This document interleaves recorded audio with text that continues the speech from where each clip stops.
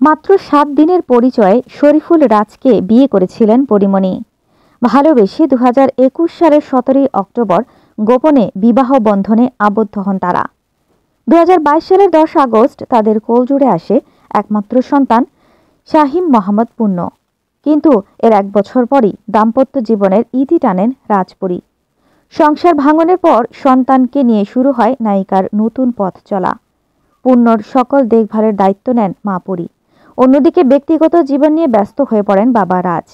বিচ্ছেদের পর বিভিন্ন সাক্ষাৎকারে পরীমণি জানান, বাবা হিসেবে সন্তানের প্রতি কোনো দায়িত্বই পালন করেননি রাজ। সবটাই সামলাতে হয়েছে তাকে। এমনকি বিশেষ কোনো দিনেও ছেলের পাশে দেখা যায়নি বাবা রাজকে।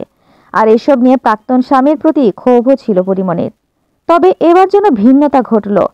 সম্প্রতি এক ভিডিওতে দেখা যায় ছেলেকে নিয়ে ঘুরছেন বাবা রাজ। গাড়ির স্টিয়ারিংয়ে বসে খুনসুটিতে মেতে ওঠেন বাবা ছেলে।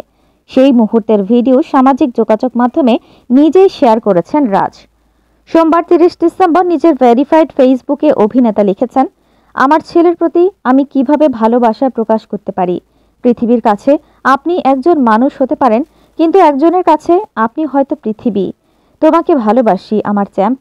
পাশাপাশি নতুন বছরের শুভেচ্ছাও জানান রাজ। এদিকে রাজের সঙ্গে ছেলেকে দেখে মা পরীকে খুঁজছেন নেটিজেনরা।